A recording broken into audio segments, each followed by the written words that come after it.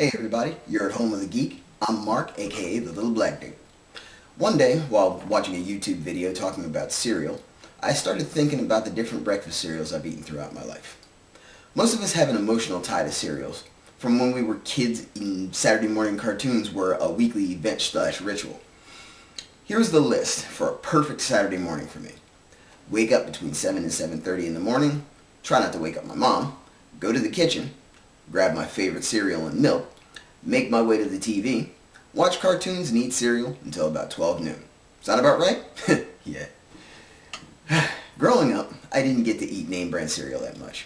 Store brand was the order of the day in my house, but it wasn't completely out of the question. As a matter of fact, I have had the pleasure of having name brand cereal just enough in my life to have a preference. But this isn't just about cereal. The cereal was incidental. This is about Mascots. Mascots sell you the cereal, the prize inside if there was one, and were much more important than the contents of the box to the average kid. And they have changed over the years. I've recognized three particular types of cereal mascots: tie-ins, seasonal, and traditional. Each had its place in the marketing world, and each made its impact on the consumer. First off, there are tie-ins. These are the mascots who are connected to a movie or a TV show whose popularity merited a sugary treat for the morning. Contemporary examples are the Avengers, Batman and Superman, and the characters from Frozen. Many would think this is a relatively new concept. It is not. If you're an 80s kid like me, you remember some other notable ones like Pac-Man cereal, Mr. T cereal, and the Nintendo cereal system. There are others. Batman Returns had a tie-in cereal I ate when I was 12, for example. But these are all only for when they're popular. Once there's a new flavor of the month, these are gone. Next, there's seasonal. There's really one main line of cereals in this particular category, but others fit in as well. The monster cereals from General Mills, Count Chocula, Frankenberry, and Boo Berry, only come out during Halloween and tend to only be available for about a month or so out of the year. Hey, see those guys over there? Then there are Christmas-themed versions of different cereals. Christmas Crunch, for example, is a red and green Crunch Berries variant, which sold throughout the Christmas shopping season and stay around until about New Year's. These will have their recurrence every year. They stay popular no matter what. Then there are traditional cereal mascots. These guys are the main event. These are the mascots we grew up with, and they're the ones that we watched have different adventures over the decades. They grew up with us, changing their overall look and setup as time went by. Compare boxes from the 80s to boxes now, and you'll see what I mean. Some of the characters had design changes, like Lucky from Lucky Charms and Buzz Bee from Honey Nut Cheerios, while others were altered. Cocoa Krispies had Snap, Crackle, and Pop, but for Cocoa Krispies, they had Coco the Monkey. Some had lineup changes, the three bakers from Cinnamon Toast Crunch being pared down to just one baker, Wendell, while others transitioned. Cookie Crisp had the Cookie Wizard, then the Cookie Cop and the Cookie Crook. They added in Chip the Dog, so the Cookie Crook had a partner. Then they removed the Cookie Crook. Then they removed the Cookie Cop, so it was Chip the Dog by himself. And over time, Chip somehow became a wolf. Obviously, they had to change with the times. It's the only way to stay relevant. For example, the monster cereals were at one time a regular thing.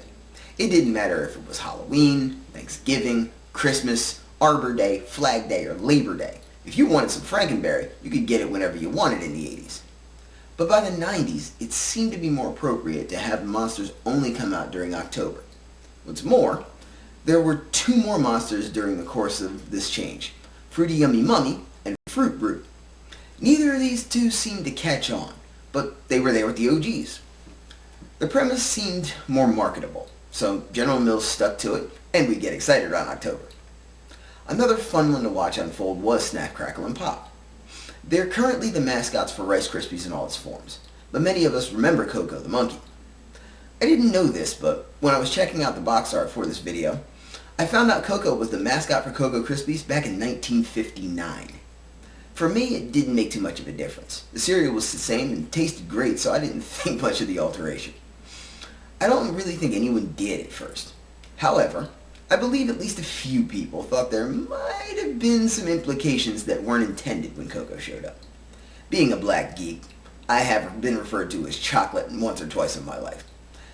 I don't know if that's the reason or if there were others, but Snap, Crackle, and Pop coming back and not leaving, makes sense for now. A similar situation happened with Oreo O's, a cereal by Nabisco. Just from the sound of it, it would have been delicious. But I've been called an Oreo once or twice in my life too, and that's not one I want to pass on to the next generation either. So, mascots change. Kind of like having a substitution on a sports team. But how do we explain when mascots disappear?